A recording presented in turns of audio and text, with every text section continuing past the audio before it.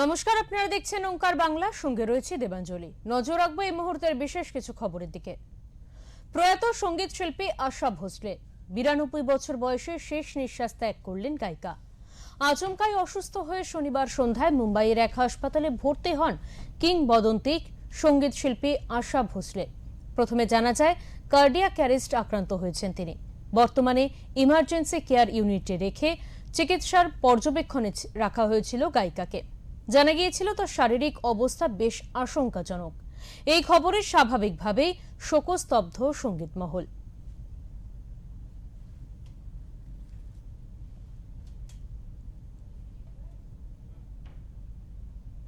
প্রয়াত সঙ্গীত শিল্পী আশা ভোসলে 92 বছর বয়সে নিজের জীবনের দাড়ি টানলেন তিনি। মৃত্যুকালে তার বয়স হয়েছিল 92। মুম্বাইয়ের একটি বেসরকারি হাসপাতালে তার জীবনাবসান হয়। স্বাভাবিকভাবেই তার মৃত্যুকে কেন্দ্র করে সঙ্গীত মহলে শোকের ছায়া নেমে এসেছে।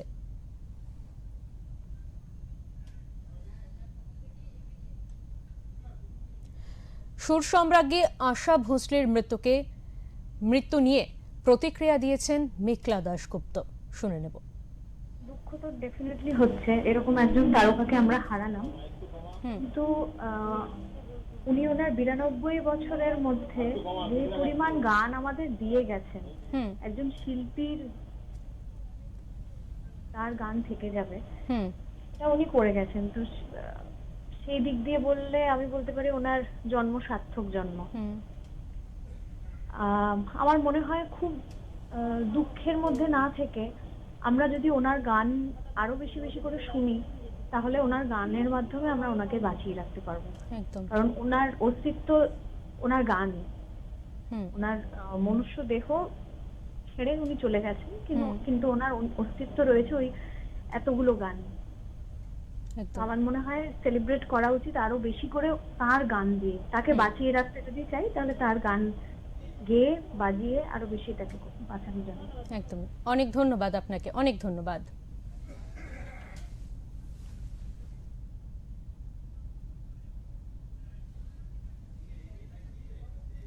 প্রয়াত সঙ্গীত শিল্পী আশা ভোসলে 92 বছর বয়সে তিনি শেষ নিঃশ্বাস ত্যাগ করলেন। স্বাভাবিকভাবেই সঙ্গীত মহলে নেমে এসেছে শোকের ছায়া।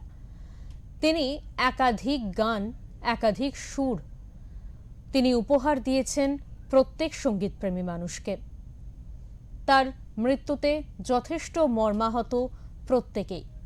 এ বিষয়ে মনোময় ভট্টাচার্য তিনি ঠিক কি প্রতিক্রিয়া দিয়েছেন শুনিয়ে নেব।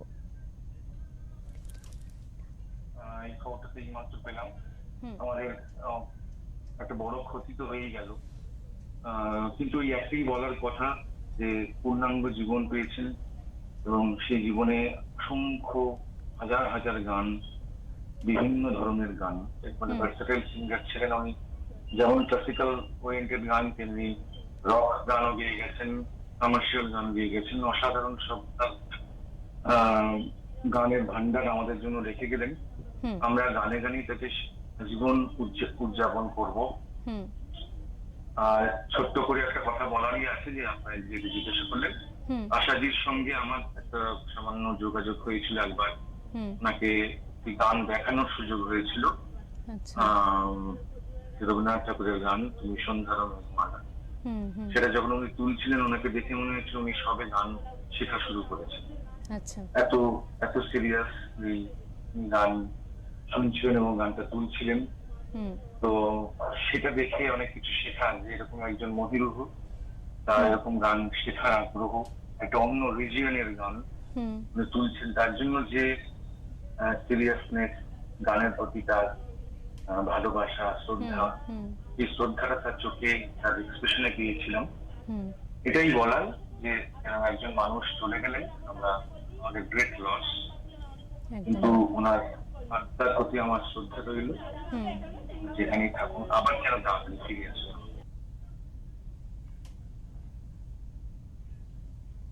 নিপবিথি ঘোষ তিনিও তার এই ঘটনায় তিনি ঠিক কতটা মর্মাহত তা জানিয়েছেন ওঙ্কার বাংলাকে। আশা ভোসলে বা লতা মঙ্গেশকরজির মতো মানুষদের দেখেই তো আমাদের সঙ্গীত জগতে আসা, গানের যা কিছু ভালো, যা কিছু পজিটিভ, যা কিছু ইন্সপায়ারিং, সবই কিন্তু এই দুই বোনকে দেখে, তাদের গানে, শুধু যে আমরা নয়, আমাদের কয়েক প্রজন্ম আমরা বড় হয়েছি এদের গানে। আর আশাজির এটা তো ঠিকই যে দর্শক জীবনের নিয়ম মেনেই চলে যেতে হয়, কিন্তু এরা চলে যাওয়া মানে এক একটা যুগের অবসান হয়। তো সেই জায়গা থেকে আমি ভাবছিলাম যে যে মানুষটি ছিলেন পৃথিবীর বুকে, মানে তিনি অলরেডি একজন লিভিং লেজেন্ড, কিন্তু এরপরে তার স্মৃতি এবং তার লেগেসি, এইটা আমরা বয়ে যাব। এইটা একটা গুরু ভার, একটা গুরু দায়িত্ব, যেটা যাতে তারা যে নিষ্ঠার সঙ্গে যেরকম ভাবে গানকে সাধনার জায়গা থেকে সারা পৃথিবীতে ছড়িয়ে দিয়েছেন, সেই জায়গাটা যেন আমরা বিস্তৃত না হই, সেই জায়গাটায় আমরা কন্টিনিউয়াসলি ওই ডেডিকেশনটা নিয়ে কাজ করি। এটাই আমাদের তার আত্মার প্রতি প্রণাম জানিয়ে এইটাই আমাদের প্রেয়ার হবে। দেখুন, কালজয়ী গানের শুধুমাত্র যে গায়িকা বা গায়ক তা নয়, একটা পুরো টিম ওয়ার্ক লাগে না। আশা ভোসলে জিরা যে সময়টায় কাজ করেছেন, স্পেশালি আশা ভোসলের দুজন সঙ্গীতকারের সঙ্গে বিরাট বড় বডি অফ ওয়ার্ক, একজন অভিনয়ার এবং তারপরে আর.ডি. বর্মন। তো এদের সঙ্গে যখন কাজ করেছেন, যে গানগুলোর কেমিস্ট্রি তৈরি হয়েছে, এবং তখন আমরা এখনকার তুলনায় অনেক বেশি টেকনিক্যালি চ্যালেঞ্জড ছিলাম, আমাদের তখন প্রি ডিজিটাল যুগের আমরা একটা কথা বলছি।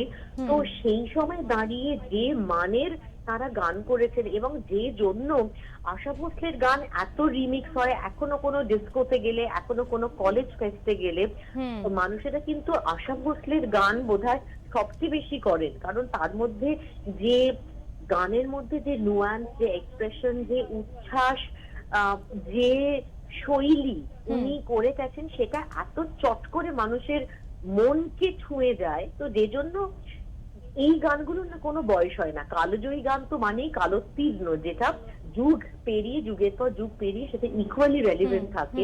তো আমার ধারণা ঠিক এই সময় দাঁড়িয়ে আমরা যেরকম 60-70s আশাজির গান শুনেছি, এখন আমরা এই সময় দাঁড়িয়ে 2026-এ দাঁড়িয়ে একদম আশাজির চলে যাওয়ার দিনেও কিন্তু সারা বিশ্বের কোথাও না কোথাও কোনো রেডিওতে আশাজির গান বাজছে, তার গান কেউ না কেউ কোথাও গাইছেন, কভার্স তৈরি করছেন। এইটা কিন্তু থাকবে, এই লেগেসিটা সামনের সেঞ্চুরিতেও এটা থাকবে।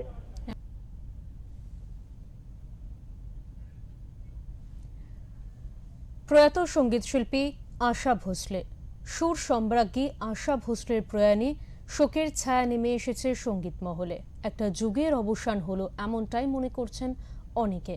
কি বলেছেন শ্রীরাধা বন্দ্যোপাধ্যায়, শুনবো। মানে ওনার কণ্ঠ, লতাজির কণ্ঠ, আমাদের ছোট থেকে শিক্ষার বিষয়, এবং ওনাদের কণ্ঠই বিস্ময়কর।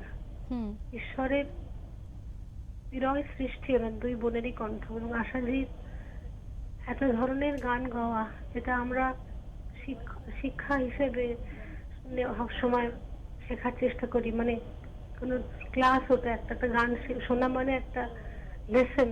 আর কিছু বলেনি, মানে এই যা ক্ষতি, মানে এর পূরণ কোনোদিনই হবে না, কোনো দিন হবে না। মানে শিল্পী আছেন, আসবেনও, কিন্তু এই ক্ষতি, এই দুই কণ্ঠ, আশাজি এই কণ্ঠের কোনো পূরণ কখনোই হবে না।